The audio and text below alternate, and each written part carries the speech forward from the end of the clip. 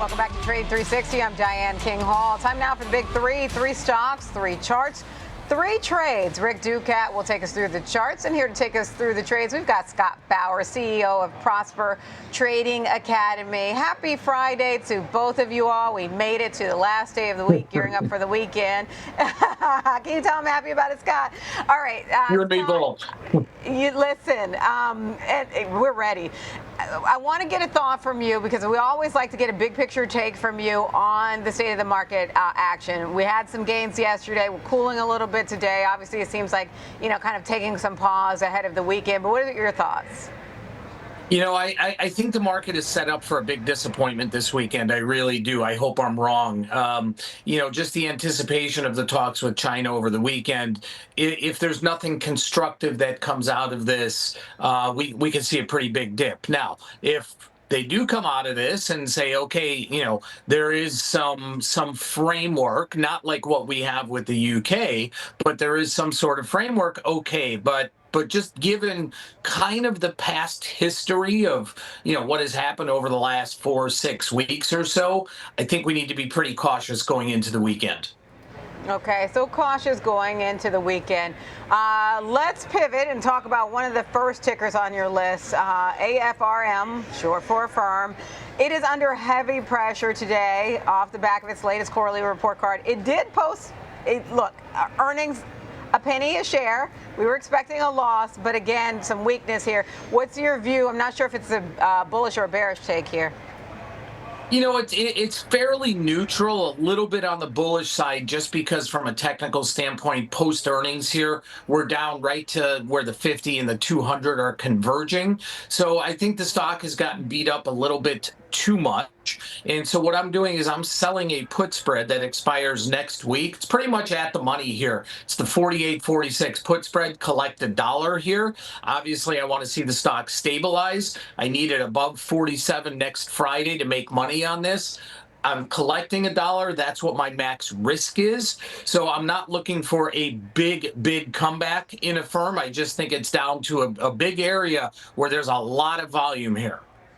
Okay. All right. So a lot of volume there that you mentioned. Rick, take us through what the chart looks like and what you're paying attention to here.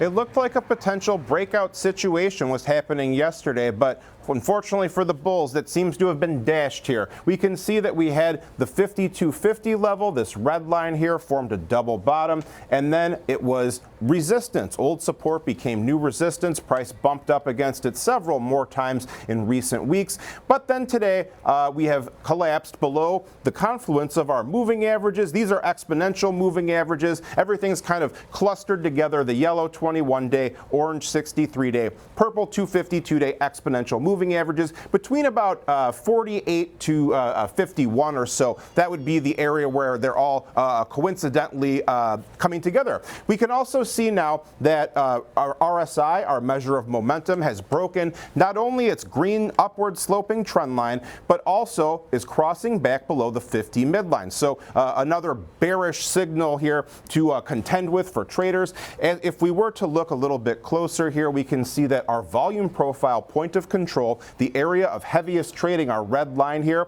43.41, that could be a supportive area on the road to this green line here that represents another series of lows near 37.50. To the upside, we have our old resistance area that we just mentioned, 52.50 to the upside, and then another volume node here coming in around 56 or so. Okay, Scott, I'm going to yield the floor back to you. Any final thoughts on Affirm before we move on to your next trade? I agree with everything that Rick just pointed out in the charts here, and we have this big convergence right now, and I'm looking for the stock to hold here. Again, this is a very short-term trade, so it's only 1 week. Okay, short-term trade. All right. Right now, I guess looking for Affirm to be affirmed here. Let's talk about your next trade. You've got Crocs on your list. It's essentially flat year to date. What's your view on this one, Scott?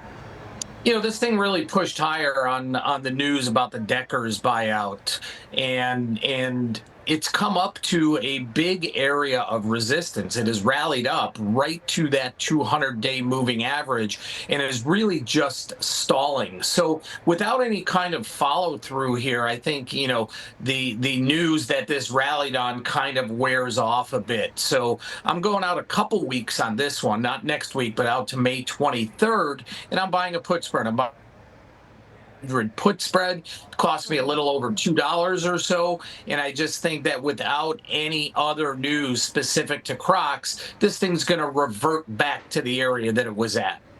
Okay, all right.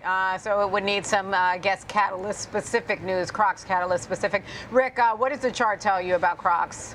Largely range-bound for much of the past several months here, probably the past half year more like, really. You can see that we had our earnings event back here. We had our big gap downward. And from there, price has mostly stayed within the boundaries of this red line here, 113, where we formed a repeated ceiling, retested it once again, pretty close to where we are now, and also happens to match up with the purple 252-day exponential moving average near about 111.55 right now.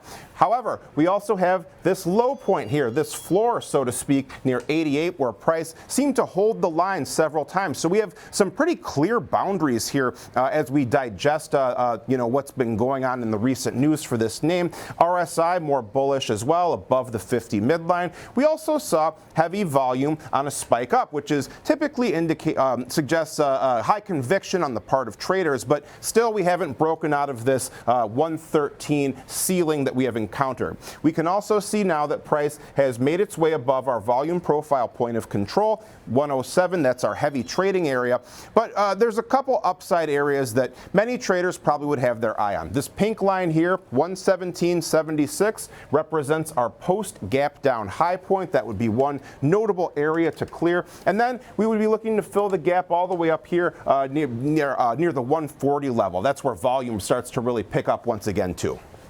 So that 113 ceiling is an area to pay attention to there. That's one of my takeaways here.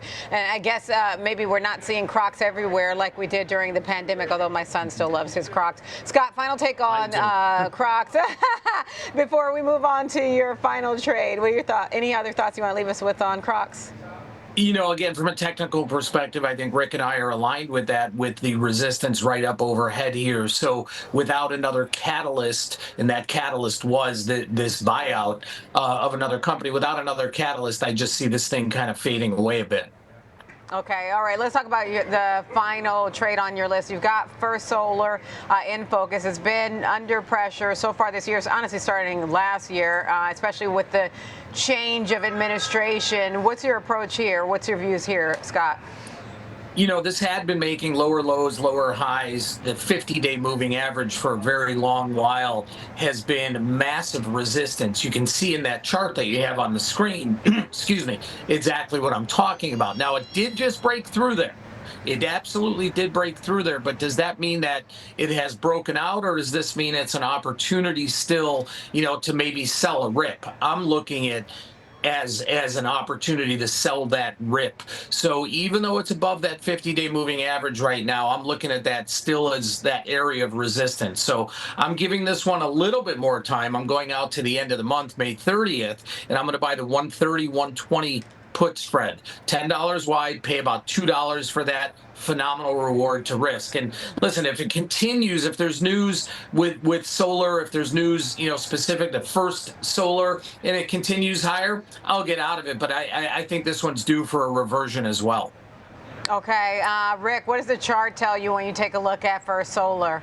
Mostly trending down during the past year, really struggling recently though, as we see price exhibiting the stair-step downward type pattern of consolidation and then a decline, consolidation, decline, etc. So you can see now we've been one of these more pronounced consolidation phases here, but we are coming up to a notable area. The 63-day exponential moving average lines up fairly closely with our longer-term downward sloping trend line beginning with those 52-week highs. So a break above above 139, 140, around that area, that opens the door to a retest of another old important level here, a repeated low point and then subsequent resistance point near about 173. Once again, it happens to match up with one of our moving averages. The purple 252-day, our most significant source of potential resistance, aligns very closely with it. So 172, 173, that's the mark to watch to the upside for now. We can see, though, that RSI picking up a little bit of steam, breaking above the 50 midline, holding on to our green trend line there. So if we were to assess our volume and standard deviation channels, we can see that what we have here, price bounced off of our linear regression line. That's our solid blue line that represents our line of best fit. And we also have the heaviest trading of the year, our volume profile point of control at these low levels near 130. Oftentimes that could suggest that for now at least some kind of bottom is in at these levels here. Not saying it's going to hold. I'm just saying that's what people often interpret this as. Okay, that's what people often interpret it as. Scott, any final thoughts you want to leave us with on Affirm or any of your, on First Solar or any of your other trades? I think it's really important. For me, I always do this, but especially in this market, Diane, I think if someone's going to take an option position, it's super important to make sure you're hedged. Every position I take is a spread, so I know my maximum risk. Because again, even with these specific stocks, and more importantly in the market in general, any note, any tweet, any headline can come out and move these stocks in a big way in a very short period of time. So I think it's really, really important to make sure your risk is always in check. Okay, that sounds like some very wise advice there. That's Scott Bauer, CEO of Prosper Trading Academy, and Rick Ducat, our lead market technician here on Schwab Network. Thank you both.